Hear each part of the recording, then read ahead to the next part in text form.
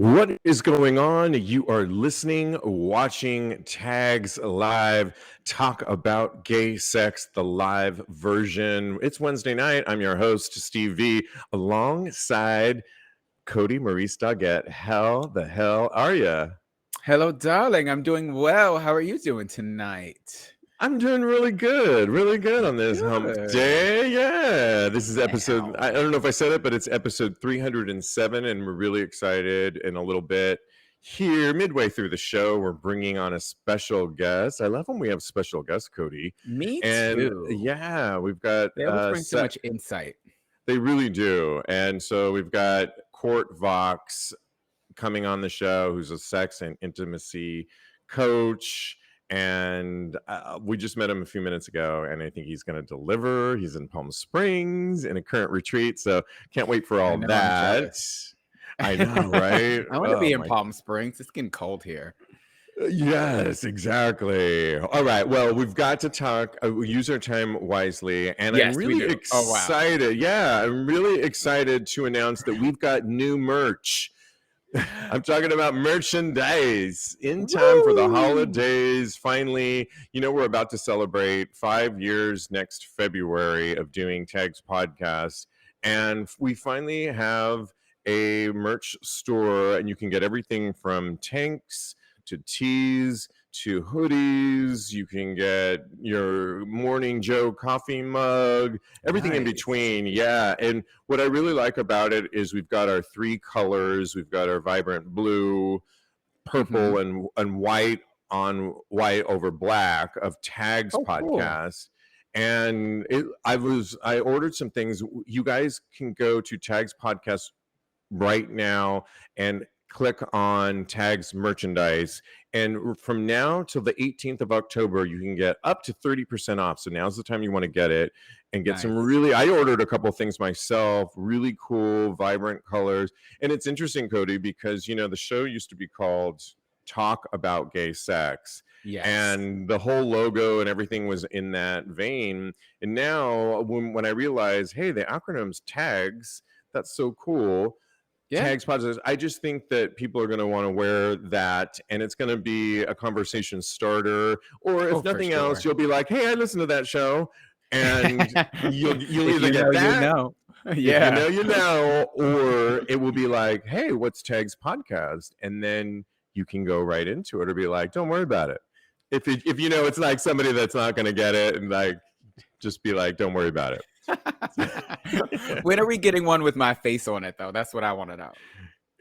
After 10 years, we'll get that down the road. Yeah, but you got a ways to go. You got to do a little bit more time in podcast penetration. Yes, exactly. But check that out. Go to tagspodcast.com and click on Tags merch, and you will get yourself some cool merch. All right. Well, we love it when people write back into the show and talk back, because our mugs are always talking about everything here. Amen. And we were talking the other day about this TikTok doctor that essentially has gone on record to say that just when a man sleeps with another man, it doesn't essentially mean that he's gay.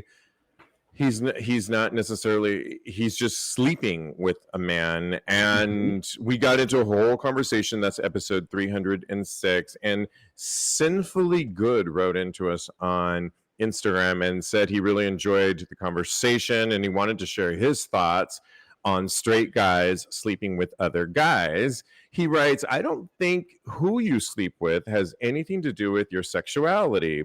Yes, it is a part of it, but I think sexuality is deeper than that. It's a mental, physical, and spiritual thing.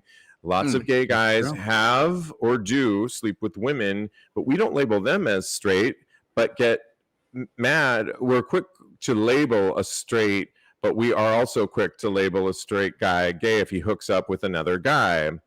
And so he just wanted to share his 2 cents on that topic. Yeah, it adds another layer to it.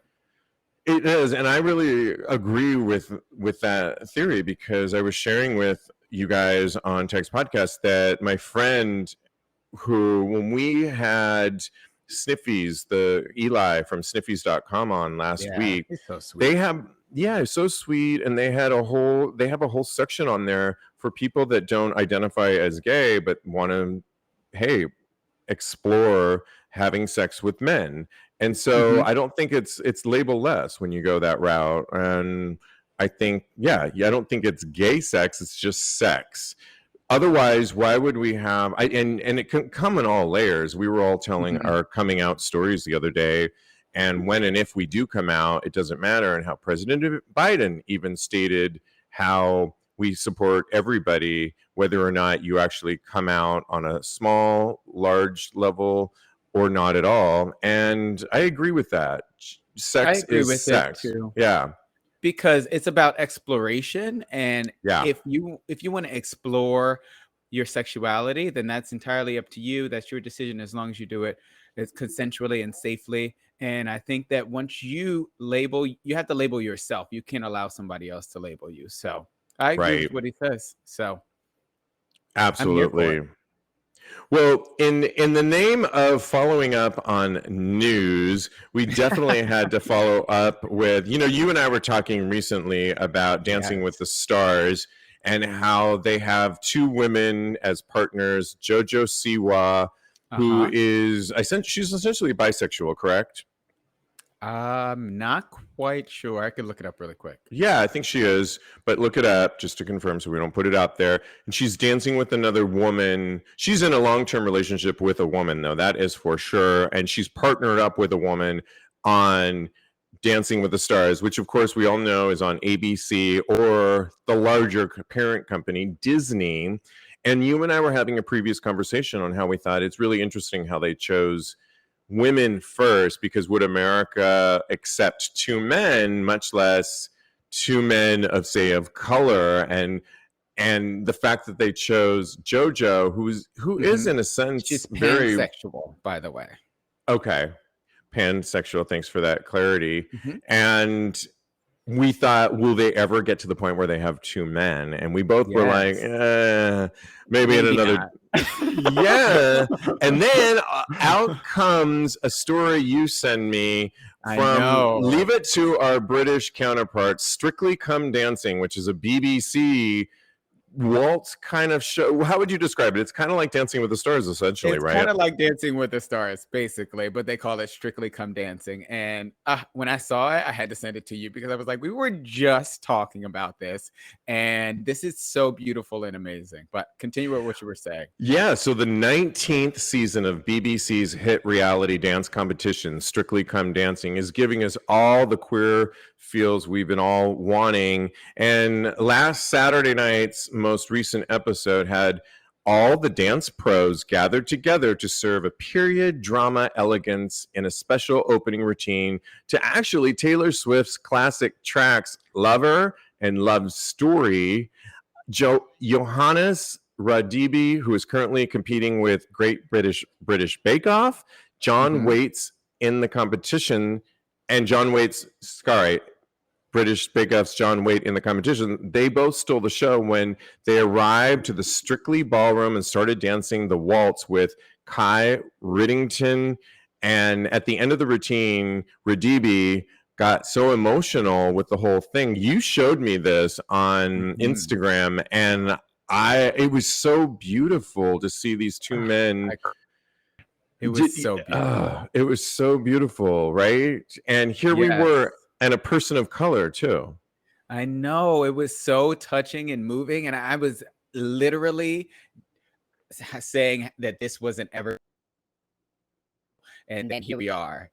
Literally, not even 2 weeks after I said it wasn't going to be possible, they Strictly Came Dancing said, "I'm proving you wrong, Kodi." So I'm so happy. I'm so ecstatic that they are allowing us to express ourselves in this manner and kind of just normalizing two men dancing together on television. I never thought I would see it. So yeah. Why is it? Shout out to our UK counterparts over there across the pond, because Leave it to them. We were just talking about this, and then they not only put two men beautifully choreograph this number, but then a person of color. But you know, they're not the only one. UK's Drag Race, the current season. Right? Do you love how I'm pulling this out right now, Kodi? You better do it. I mean, currently has a contestant with a cis woman in drag. And the funny thing about that story is I was watching Watch What Happens Live last night with Shangela. Do you remember Shangela? Yep. I remember her. Yep. Just like Angela, Shangela. And I was watching her. She was fierce. And Andy asked her, what do you think of Drag Race UK having the first cis woman in drag? And Andy, a gay man, was really shocked and surprised. Like, how is that drag? He questioned her. And she said, honey, it is drag. Whenever it becomes drag with the makeup and the eyebrows, but it's all about performing, going on to perform. And I remember watching Drag Race when they had celebrities do it, and they had women, Lonnie Love and Vanessa Williams. And Vanessa Williams, of course, took the crown. Right. And it is drag. Of course she did. And so I think, wow, leave it to the UK to always be one step ahead of the curve, even ahead of us, right? In some ways. I know. Can you believe it? But I knew Victoria Scone. That's the AFAB drag queen. Yeah, that was on the UK Drag Race. I knew she was so talented and amazing, and I'm so happy for her. But I didn't want to ruin anything because they have started the season already, and I don't want to tell you what happened. So I know. Okay. All right. Well, we have time for one more topic, which I know we weren't going to talk about this one, but Daniel Craig apparently loves gay bars. And you know what? I just saw No Time to Die, and that was an amazing 3 hours of my life, I have to say. And Kodi, I am not one to sit in a movie that long. It was brilliant. And it's his last time in the film. He was so good. But Daniel Craig has been quoted as saying, I've been going to gay bars for as long as I can remember. One of the reasons is because I don't get into fights in gay bars that often, because the aggressive dick swinging in hetero bars, I just got very sick of it as a kid, because it was like, I don't want to end up eating in a punch up. And I did. That would happen quite a lot, he said, and it would just be a good place to go. Everybody, he says, was chill. Everybody, he says. You didn't really have to sort of state your sexuality. It was okay. And it was a very safe place to be, he wrote. Lastly, he said, and I could meet girls there because there are a lot of girls there for exactly the same reason I was there. It was kind of an ulterior motive. I love his honesty on that. I think that's so awesome, right? I mean, just because I love 007, it's 100%.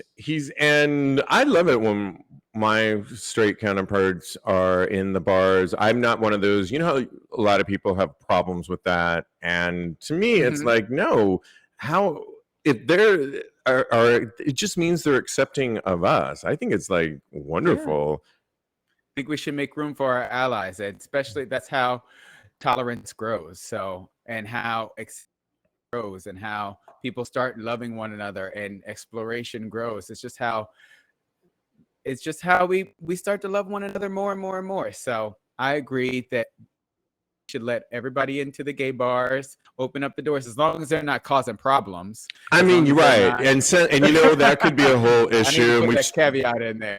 We've talked about it on this show before, and I think, you know, you and I go to a cruise bar here occasionally. You might not as much anymore since you're in a relationship, but it is called the Cock. And I definitely wouldn't bring my straight counterparts there per se, just because I think that it's very hyper cruising sex. But there's other bars like the Eagle Bar that I know a lot of the stalwart BDSM community often are like, no, it's a men's leather bar. And I'm like, yeah, but there's a leather women's community that are all into BDSM too. And as long as they're not throwing their Birkin on the on the bar and screaming at the around. I mean, then, which is their version of a dig, right? A Birkin bag. Then I think I don't have a problem. But yeah, it doesn't really bother me too much. I think we get all into it, but it is time to bring on our special guest, Court VOX. Go ahead and grab a spot as you are our special guest today. Hi, Court. Hey, thanks for having me. Yeah, thanks for joining the show. We're so great to hear about your work. And, we've had other people that I'm not sure. You're a sex and intimacy consultant, and you own your own company called the Court VOX. Tell us a little bit about the Body VOX. The Body VOX. Yeah. Tell us a little bit about how you even got into working in your work. Yeah, so I worked for a long time in corporate. So I worked for companies like Yahoo and a company called Maker Studios, which was acquired by Disney. And towards the end of my career there, I started to dabble in shibari rope bondage. And one of the women that I was practicing with was a psychotherapist. And I said, I really want to get out of this world that I'm in. And she said, what do you want to do? And I said, I want to be a sex coach or a sex therapist, but not one that just talks to people. I want to be a sex therapist that helps people learn through their body and through touch and body-based things. And I said, I don't even know that it exists. And she said, have you heard of sexological body work? And I said, no. And as soon as I left her house, I went to my car and I Googled it. And within I think a week, I was signed up for that training. And so I spent about 2 years learning and kind of adding. In that time, I also became a surrogate partner intern, which I'm still doing to this day. I got better at shibari rope bondage. Which I love, by the way. Yeah. Yes. So my skills are really varied and pretty vast. But I pull from a lot of different modalities in my work. So somatic sex education being one, sexological body work, tantra, and BDSM are all things that I pull from in my work. So nice, so nice. And you talk so much about the body in that last statement. How important do you think, in your opinion, is loving your body and body positivity in your work? I think that's such a tricky question right now. It's a little bit triggering, actually, because, we say it's kind of gone overboard a little bit, love your body, and you have to have all this body acceptance. And then there's this feeling of well, I don't love my body today, and I don't accept my body today, and oh shit, I'm not doing the right thing again, right? And so I think it's having a sensitivity around your body, and a little bit of removing the lens a little bit. So removing the mirror for a second and kind of feeling into where you find pleasure in your body, and can you find pleasure in receiving touch and things like that. And then it's a matter of putting the mirror back and looking at yourself and going, wow, this is a beautiful body. I mean, I would love to tell you that I have, a complete body self-acceptance every day, all day. And it's just not true. I still struggle. I have body dysmorphia. I have all the things. And there are moments where I see my body and I think, wow, what a beautiful outer expression of who I am, and a beautiful expression of all the work that I put into it, how I move, how I receive and receive touch and receive pleasure through this body. And so coming from a place of gratitude as well. And then there are days where I'm I need to lose 5 pounds in my midsection, so I think it's more of it's a rolling conversation. Yes, it's true. It's that meditation process where you're I'm supposed to be breathing. Fuck, I'm not breathing. Fuck, down. Like yoga, and then you're judging your breathing, and it's gets you out of it. It's similar, right? So it's can you love yourself and also not judge it so hard when you're having some sticky feelings about it? Yeah. So if therapy, like you were talking about a minute ago, is all about talk, and I'm big proponents of just general mental therapy, your work is a lot more about the body, and it's gotten a little bit of controversy because it's not sex work, but you tell us a little bit of how you work with your clients and maybe some conceptions about sex, like it's sex work.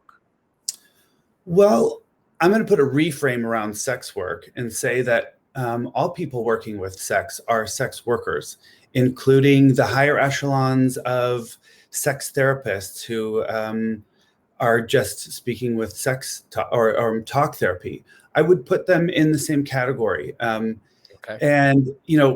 don't get me started on the hierarchy of whores, because that could take me into a complete other discussion. Okay. Hierarchy of whores. Oh, I love that. Okay. I would love to, but yeah, no. We don't have enough time. Talk therapy is really valuable, and I encourage all my clients to explore talk therapy with licensed therapists. And also, a lot of my work has to do with exploration in body and touch, and then we have a lot of processing around it. So there's still talking involved. It's just that sometimes you talk about something so much and you're just like, I'm done talking about that time, when I was 13 and I got teased on, and I'm done talking about all the exes that have ruined my life. And, when we talk about traumas in our culture, we think about trauma as that experience that happened to us. It was the car accident, it was the molestation, it was the rape, it was the cultural incident. But really, the trauma is what's been stored in our body. And as a culture, we also, we don't encourage people to release, right? Even with orgasm, we're like, you go masturbate in your bedroom and you be quiet, and I don't want to hear you, and do it in the dark. And if you have a release, nobody wants to know about it. Right. And similarly, from the time we're really little, it's like, sit still. Don't shake. If you shake, you're weird. You're crying. You're too emotional. What are you doing? Be quiet. Yeah. Be quiet. All the things. And, those are real ways that the body processes trauma and releases, right? It's like pent up energy. So when you're sitting there still all day long and you're not moving and you're not conscious of your breath and you are encouraged to be silent, there's a lot of stuff that gets stuck in there. And so a lot of my work is reintroducing those things in a way that it gives permission, right? So, gives permission to moving, gives permission to breathing, gives permission for you to ask for what you want. So when I'm doing body work, which is sexological body work, it's not a passive receiving. So you might receive a massage and you just lay there and you starfish, right? Which is like, you do me. Yeah. And this, I'm actually encouraging people to move, to find resistance and touch, to ask for specific touch that they want. I do a lot of exploration in sensation play. So people experience sensations they've never experienced before, whether that's really feather-light touch, all the way to something that's more impactful, like a flogger or a paddle or a hand. And if we wanted to create a framework around it or a narrative, we might start to include power dynamics, right? That might be interesting. And we don't have to. Like sensation, if we take the narrative away, is simply just sensation. So if somebody's like, I'm not into power dynamics, I don't want to be dominated, I don't want to be submissive. It's like, okay, great. Does this feel good for you? Does it feel good to be spanked? Does it feel good to have a feather, lightly tracing your body? And if the answer is yes, then great. There's something that you've found that's a pathway into your own pleasure that you didn't know before.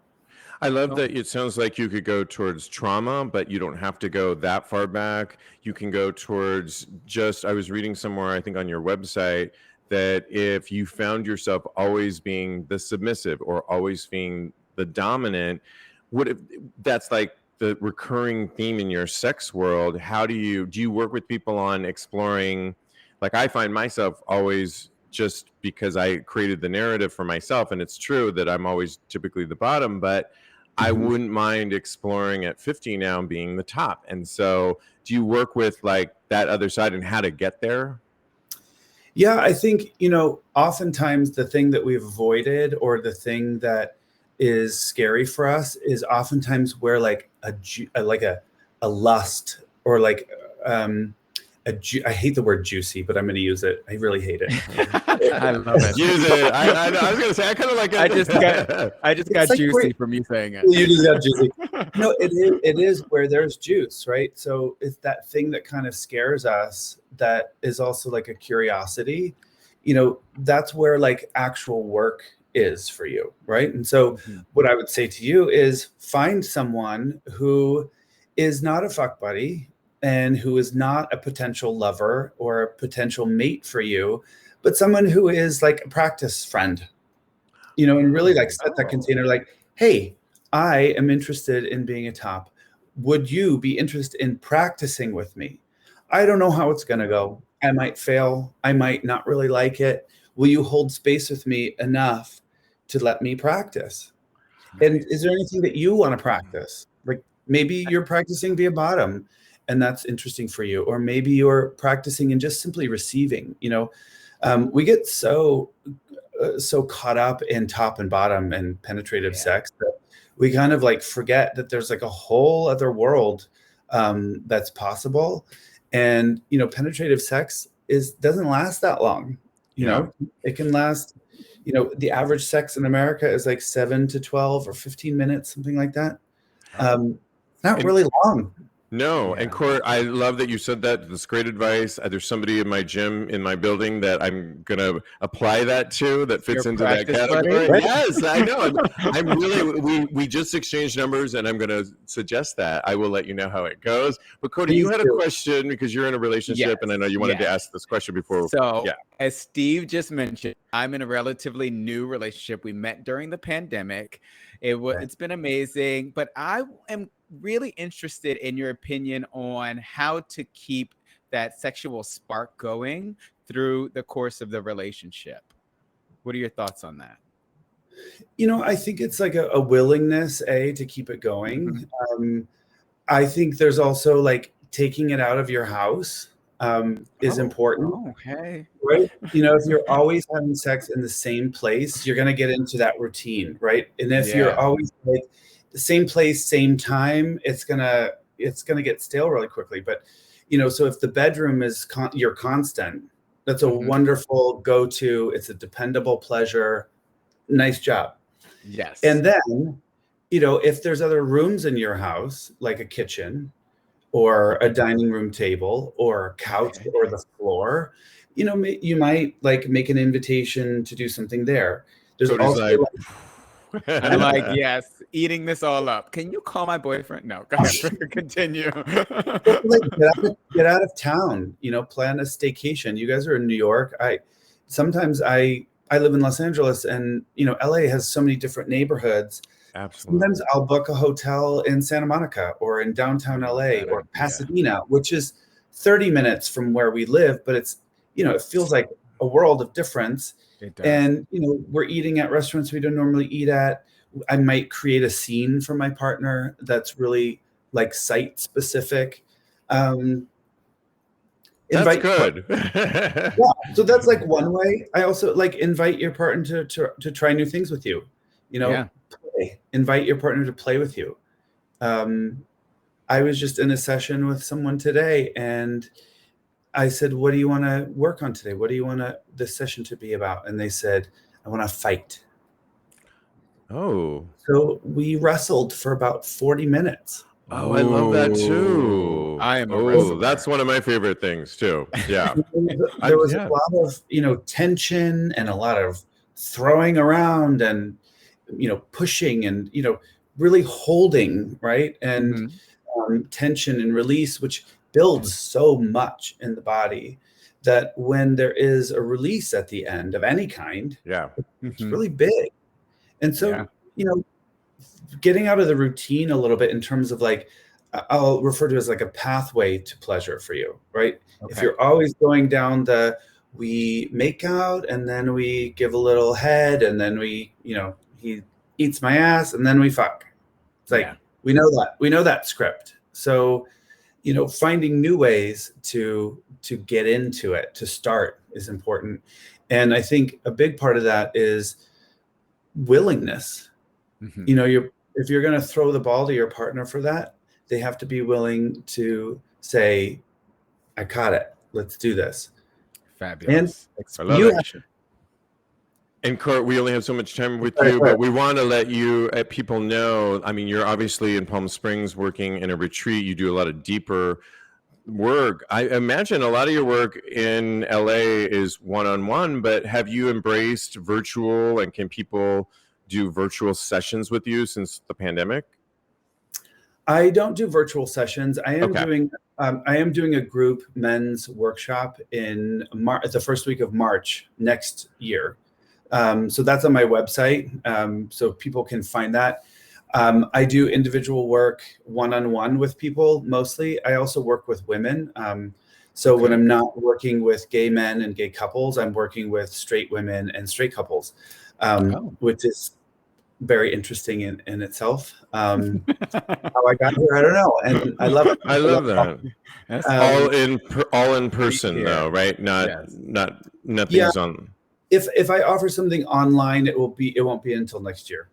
Okay. All right. And we can follow you on Instagram, which I love your Instagram at Court Vox. It's quotes, beautiful imagery. Can we ask, are you single? It looks like you're partnered up. I have a partner. Yeah, beautiful pictures of the two of you, and I love I was like, where was his Instagram all along? I love a nice, when somebody does a really good, nice combination of quotes, your beautiful body, you and your husband, boyfriend, whatever it is. Boyfriend, yeah, boyfriend. So yeah, I love it. It takes a lot of work. It's a lot of work. That's right. And the website is thebodyvox, correct? .com. .com, yeah.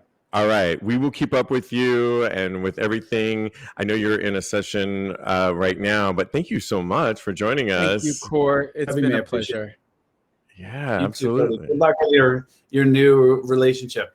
Thank you so much. We might be calling you very soon, just so you know. You might have a new client now. I'll be in New York in December. Oh, we'd love to meet you then. Absolutely. Pop in. We'll do a live session here. That'd be great. I mean, a live podcast. Yeah. It's like, what are we doing again? Oh, my God. I mean, yes. I would love to meet you in person. Thank you so much for joining us. All right. Bye, absolutely. Guys. All right. Thank Bye-bye. you. Wow, that was really awesome. So much fun. I know. I love it. All right. So good. Do you love how I threw in your relationship? I know, right? You're like, let me just throw Kodi underneath this bus. And I'm like, oh, okay. No, right, cool. no. But I'm under the really, bus. Let me roll with it. I am really, I loved what he was saying. He said a hotel in your neck of the woods. And the thing is, now with Airbnb, you really could just get a 2-night stay in Queens or wherever. No, I'm not trying to do that. I know. But you know what I'm saying? Airbnb makes it so easy now, and you could pretend like you're in this other world and freshen up the whole routine. I find in a lot of relationships that I've been in, the sex is great, and it's something that the two of us were drawn to, whether I was a really good bottom and then it matured to something a little more intense, like fisting or something like that. But it was still like I was the submissive, but maybe the time of day was always the same. And I think you have to kind of talk about these things and mix it up. Otherwise, particularly if one is a little bit more dominant and one's a little bit more submissive, and that could be the top or bottom, it doesn't even have to, it could be reversed, that you can just find yourself going in that same pattern. Because a lot of signs, like astrological signs, people, they like tried and true. And until they don't, right? Until then all of a sudden they're like, yeah, I need something new. Yeah. Yeah. I get it. I get what you're saying. So it takes a lot of work, like he said, to keep things alive and to keep things growing as people, because we're human beings. We're all growing and desiring new experiences. So that takes work. So and I love it's funny because and there is a guy that I've hooked up with that lives in my building that we saw each other in the gym. I went a little later yesterday into the gym. And he's sexy. He likes my dick. And send me a picture afterwards. If I have it, but I think he would be somebody that I could take that advice that Court gave me of saying, hey, would you be willing to be my lab experiment, if you will, as a top? Not the dead I know frog. He would. I know. Not the dead frog, no. No, can you imagine? I know, right? And kind of try that out. Starfishing, so he did say starfishing. Yeah. Oh my God. All right, more to come on that. All right, we have got a couple more topics to throw at you. And you remember the other day we were talking about California putting up a potential law of what we were calling stealthing, and that's the act of removing a condom during sex without the other partners knowing about it. And we are happy to announce that it actually went into effect. So California's Governor Gavin Newsom signed several laws over the past week, making the state the first to outlaw non-consensual removal of a condom during sex, known as stealthing, as well as passing the first law in the U.S. that requires large department stores to display items like toys and childcare items in gender-neutral ways. I love this. Newsom signed the anti-stealthing bill Thursday of last week. The law makes it a civil offense for someone to remove a condom without their sexual partner's consent. Wow. For a majority of people, quote, it's like, yeah, it makes sense that this is immoral and it should be illegal, said State Assembly member Christina Garcia, who sponsored the bill, according to NPR. A lot of people told me, I can't believe it's not already illegal. Me either. Right? Me too. And that's a great one.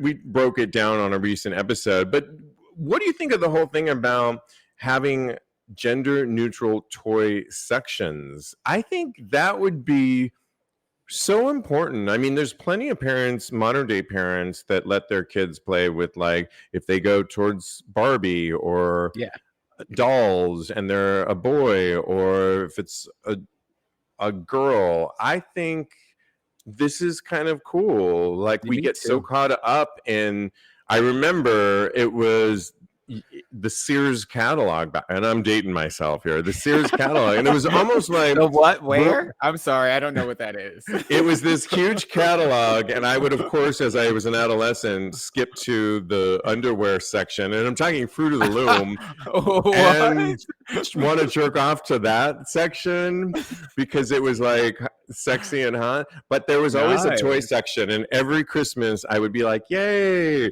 And it was like this huge thing, and I would be like circling all the things that I wanted to put on my Christmas list. But it was always boys section, girls section, but rest not, be not. You know that I looked at the girls section. I need an easy bake oven in my life when I was a kid. Easy bake oven. You know that would be outlawed today, because heaven forbid you burn up the house. I practically burned up my own house. You guys came over to record it. You guys came over to record an episode recently, and Lincoln was like, "What's that gas smell?" And I was like, "Oh shoot, I was making omelets yesterday, and I left the gas on low, and it had been on for over 24 hours." And I know. I'm surprised that everybody he's trying to murder us. So maybe I do need an easy bake oven. Yeah. Yeah, no, those were definitely death traps back in the day. But I think it would have helped my growth as a human being and growing into my sexuality, if things were gender neutral back in the day. So, because I definitely wanted to play with all the, I played with my sister's Barbies. I played with everything, but I feel like I had to be secretive about it, which is not a good feeling to have growing up as a child. I chewed my sister's doll feet off too. I don't know if it's a nervous condition. I don't know what it was, but. So do you have like a foot fetish now because you were chewing on Ask Joe. I do. Yes. Oh, okay. You've advanced into male feet, and hey, at least they're still on him. That's all I have to say. Thank you. Yeah, he is not a Chucky doll, and will not be. It would be funny if for Halloween he went as Chucky, and you were, Tilly, whatever her name is, the bride of Chucky. That Tilly, what's her name? Not Jennifer Meg Tilly. Jennifer. Yes. Yeah, that would be kind of fun. The bride of Chucky.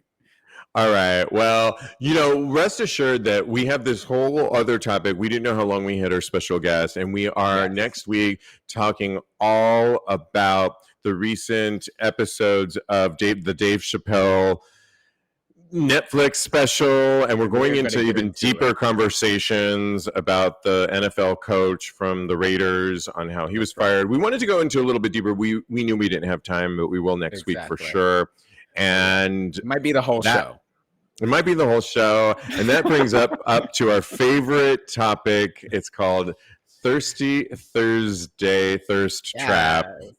And there are some good ones. It's this week. It's our job. It's our favorite segment to descriptively describe in detail why this week it's straight up gay porns, 16 gay porn stars or OnlyFans sensations. And our job is to, since we're an audio podcast, to descriptively describe why we like them. But I will post this on TAGSPodcast.com in the morning when this comes out, and you can weigh in as well. But Kodi, who was your favorite? Okay, I'm going to go first. All right, sounds good to me. So my favorite was Kane Fox. All right, I had two favorites, but I'm gonna get into it. Are you ready? So I'm ready. He's in somebody's gym's bathroom. I don't know what gym it is. It doesn't matter, right? But it took me back to when I used to hook up in the showers and the sauna in the gym, because I could smell the smells. It was amazing. Yep. And he's got a mask on. He's got a hat on. And then he turns around and slowly and seductively pulls down his pants to reveal this gorgeous ass. And I'm an ass man. Yes. Are you there? Are you with me? Yes. No, it's amazing. But what really made my vote, because I told you I had two, right? What really made me vote for him was I did my research. I did what you normally do. I went to his Twitter and I investigated his Twitter, and he is such a beautiful man. Sometimes it takes a little bit of extra research. It does, because it was between him and Steve Ricks. Interesting. I liked, there was a lot of great ones on here, obviously. Sure. Oh, yeah. Including Raheem Shabazz. And his boyfriend, Italo, who I have, his boyfriend is Elijah, I think. But Italo Andrade was on here as well, who's always amazing. Yeah. But mine really comes to somebody that goes by Aiden Ward. You can follow him on Twitter at Aiden XXX Ward. And it was this video of him. First of all, he looks kind of Clark Kent leaning against with glasses on. And the caption is, "Editing after the gym always makes me revved up." I couldn't help but relate to after the gym, because a lot of the things that we do on this show, I have to get repackaged, and I'm often running from the gym and doing something, and the gym can make you horny. It revs up all of that testosterone, and we have to prepare for topics. Our whole show's about gay sex, so oftentimes I can get a little distracted, and I'm imagining that Aiden is probably editing for his OnlyFans page, and he's jerking off his cock in the background and slapping it against his stomach as I'm watching it now, and it's really thick, and I can get, and you can hear I don't know if he lives in New York, but you can totally hear the horns in the background, like you can often hear in mine when I open up my windows, because I'm on a major boulevard in New York City. And that I totally get the vibe that he is aware that he literally came from the gym and he's going right into work mode. Often, when you work for yourselves, the lines are blurred on. You're working at all different freaking hours. It's not like one big 8-hour shift.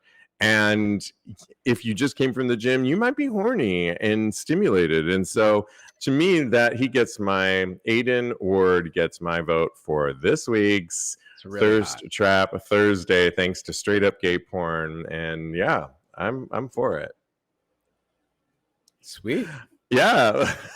Well, that is our show for now I'm revved up. Yeah. Again, don't forget to check out our brand new merchandise. I'm so excited about it. You can go to TAGSPodcast.com, click on Tags Merchandise, and you'll see all the things that we have to offer. And do it now up until the 18th of this month, because you'll get up to 30% off on all kinds of things Tags merch, including tank tops, tees, mugs, and so on and so forth. So but it will be there for the long haul. Great Christmas presents. Nice. If you know somebody that loves tags. Yeah, absolutely. I want to thank my co-host, Kodi Maurice Doggette. You can follow him at Mr. Maurice on Instagram, at Mr. Maurice, or he's a life coach at KMD Coaching. KMD Coaching. We want to thank our special guest, Court VOX of I want to get this right, the VOX, thebodyvox.com. Thank you. Awesome. All links will be up on tagspodcast.com and show notes tomorrow. And follow us at Tags Podcast. And don't forget, continue having hot gay sex. Yes. Awesome.